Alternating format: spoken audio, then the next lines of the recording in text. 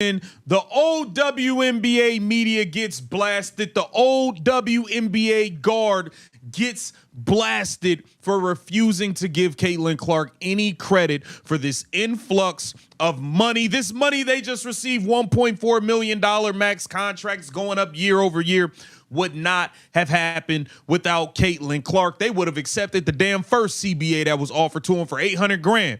The WNBA has just locked in a groundbreaking CBA. Top-tier contracts, record-breaking paychecks, sums that players from half a decade ago could only imagine. Everyone is cheering, congratulating themselves, praising their own foresight. Yet there's one name noticeably absent from all the accolades. One person in that room who everyone knows completely shifted the game. Funny how that happens. Be real. Do you think WNBA veterans will ever openly acknowledge Caitlin Clark for driving the league's financial boom? Or is this the reality we're stuck with? Share your thoughts in the comments. Listen, they refuse to give her credit. We had Chinny Agumake on ESPN, obviously, and they brought NECA on. We heard Chinny on before. Now NECA is up there, and there's just no credit to be given to Caitlin Clark, and it's absolutely ridiculous. They want it to be about them, how smart they are, and this and that. All of that stuff. It's not because Caitlin Clark is selling out every arena. It's not because she brought the ratings up. Oh no, it's because of all of us. And y'all played it unrivaled and nobody was watching it. Let's break down what actually went down. The WNBA has just finalized a new collective bargaining agreement that can only be described as historic. The team's salary cap is set to rise to $7 million. Supermax deals now reach $1.4 million annually. Meanwhile, the average player's salary is hitting roughly $600,000. These are figures the league has never experienced before. For years, players worked tirelessly in the WNBA, earning far less than their skill warranted. And now they're finally approaching real compensation. That's genuinely positive news. No one is disputing that athletes deserve better pay. But here's where it gets intriguing. Once the cameras rolled and people started explaining how the agreement was reached, praise began spreading in every direction, except one. Athletes highlighted their own savvy at the negotiation table.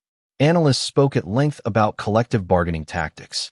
And I'll say that I had a really great conversation with Chelsea Gray. Okay. She was talking to us as we were experiencing those pressures when, the dates came out and, conveniently other aspects of the negotiation were left out that had nothing to do with us.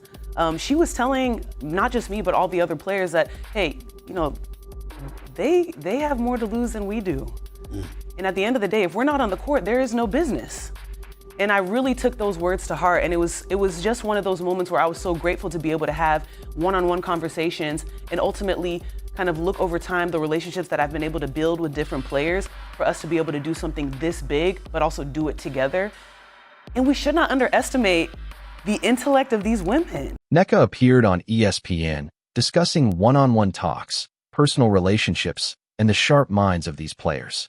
All of that sounds good, sure. But not a single person, literally not one, looked into the camera and mentioned Caitlin Clark when talking about why this level of money is even possible today. Taking no damn credit. I know better. We know better. Trust me on that. All right. I know there is someone behind the scenes that you obviously wanted to give a lot of credit to, and that would be Terry Jackson. She's the current executive director of the Women's National Basketball Players Association. Can you explain that partnership a little bit and what she did behind the scenes to help you reach the ultimate goal? Absolutely. Terry's been a part of my presidency, my entire presidency. I was on the executive committee when we brought her in. And that right there might be the clearest case of selective memory in sports history. Here's the truth. Before Caitlin Clark arrived, the WNBA wasn't in a position to command these kinds of numbers. Viewership simply wasn't high enough to push TV networks to write bigger checks. Arenas weren't filling up consistently enough for owners and sponsors to take notice. Casual sports fans, the ones who follow the NBA, NFL, or check in on March Madness, weren't regularly tuning into WNBA games to move the financial needle. Then Caitlin Clark entered the scene, and everything shifted almost instantly. Ticket sales surged, TV ratings climbed, merchandise flew off the shelves, and arenas she visited sold out. Fans who had never watched a WNBA game before suddenly set reminders on their phones and debated box scores at work. That isn't a coincidence. That's the Caitlin Clark effect, something even those who refuse to credit her know, is undeniable. The first CBA proposal reportedly offered a maximum of around $800,000. Players rejected it and pushed for higher numbers. And they got them, well above the initial offer. But the reason they had the leverage to negotiate more, the reason the league suddenly had to pay attention, is because the revenue picture had shifted. And the reason revenue shifted is clear. The arenas were full, the ratings were climbing, and it was because of who was drawing that attention. You can't take that money and then act like the person who created it didn't matter. That's not just a poor look, it's a terrible one if you think about it for even a few seconds. Now, let's look at what was actually said on ESPN, because this is where the frustration really starts to make sense. Nneka appeared and discussed the CBA being finalized. She spoke about one-on-one talks, relationships, and not underestimating the sharp minds of WNBA players. All of that is fine. No one is questioning the intelligence of WNBA players. No one is denying that the negotiations required serious effort. But when you're discussing this historic moment in women's basketball, and Caitlin Clark's name never comes up in connection to why it happened, that's a choice. It's not an accident. It's a deliberate decision, the same one repeatedly made by the same group of people who are now cashing bigger checks precisely because of the player they refuse to acknowledge. Marcellus Way put it bluntly, and he was right. Being Caitlin Clark right now is a thankless role. She has reshaped the financial landscape of an entire professional league. She brought in fans no one else could. She sold out arenas that weren't selling out before. She fueled TV deals, sponsorship talks, and merchandise sales.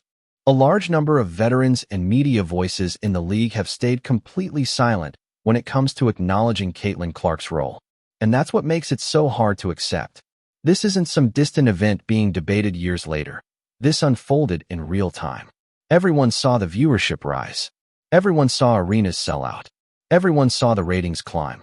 There's no credible argument that her entry into the league didn't have a huge financial impact. No one with a straight face could make that claim and be taken seriously. So, the only explanation for withholding credit is that acknowledging it carries an emotional cost. And apparently, for some, that cost is too steep, even when the financial rewards of her influence are sitting right in their bank accounts. Now let's break down why Caitlin Clark moved the needle the way she did, because understanding it matters. The logo bombs are a real part of that story. When people talk about what drew casual sports fans in, it traces back to Clark's college days. She was hitting shots from distances most viewers only associate with Steph Curry. Not women's basketball, but Steph Curry, the NBA's most celebrated shooter. That comparison matters, even subconsciously, because the instant a casual fan sees something that reminds them of the highest level they know, they instantly recognize it as special. Their instincts register the shot before their opinions catch up. Clark put up 40-point games in the NCAA tournament. She executed the logo bomb not once, not twice, but 3 times when it counted most. In March Madness, the biggest stage in college hoops. Those moments built a following that transitioned with her from college to the pros. And that following came with wallets, attention, and TV subscriptions in tow. That audience is the reason this new CBA exists at the scale it does. The reaction from some veterans and media figures, however, was entirely predictable. Back when Unrivaled was airing, ratings were modest. Casual sports fans weren't tuned in, and the conversations weren't happening at a level that made networks nervous about losing viewers. Yet the same voices who now praise a historic CBA, while refusing to credit Caitlin Clark, were happy to play Unrivaled and soak up whatever attention came their way. The contrast couldn't be clearer. Caitlin Clark is why those viewership conversations are now operating on an entirely different level. She's why sponsors are paying closer attention, why TV executives are suddenly invested in the future of women's basketball. Ignoring that fact doesn't make it any less real. It just highlights a choice, personal feelings over an undeniable reality. Here's the part that should stand out for anyone looking at this honestly. Ignoring reality like this doesn't last forever. Fans know exactly what happened. The casual audience Caitlin Clark brought in isn't going to quietly watch, while those profiting from her impact act like it came out of nowhere. Social media captures it all. Ratings are public. Ticket sales are tracked. None of this is hidden. No investigative reporting required. Every time a veteran celebrates this CBA on camera without acknowledging Clark, her audience sees it. and that audience has an opinion. The long-term consequences for fan goodwill and public perception are real, even if people rarely frame it that way. There's another point worth noting: the message this sends to future stars. When a player comes in, shifts the league's financial reality, and produces results that are visible and undeniable, yet the established voices minimize her contribution at every turn. What signal does that send to the next generation watching? The message this sends is clear. No matter what you accomplish, if the wrong people decide they don't like you, recognition may never come. That's a troubling signal for a league trying to build momentum. Caitlin Clark hasn't publicly complained.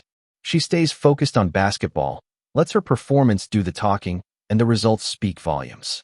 Her approach has worked, so loud that the silence from veterans can't fully overshadow it. But the choice to stay silent carries a cost. Every time it happens, credibility erodes. The WNBA has never been in a stronger financial position. That's real, and it deserves celebration. The players who fought for a better CBA deserve credit. No one is disputing that. What is in question is whether those celebrating this milestone can honestly acknowledge why the money existed to be contested in the first place. Based on every interview and media appearance over recent months, the answer seems to be no, and somehow, they appear perfectly fine with that. At least until they realize the audience is paying attention and keeping score just as carefully as anyone inside the league. The thankless work continues, and so does the delusion. The money is real. The raises are real. The historic CBA is real. What's also real is who made it all possible. Everyone in the league knows it, even if they will never say it aloud. Share your thoughts in the comments. If you enjoyed this, hit like and subscribe for more.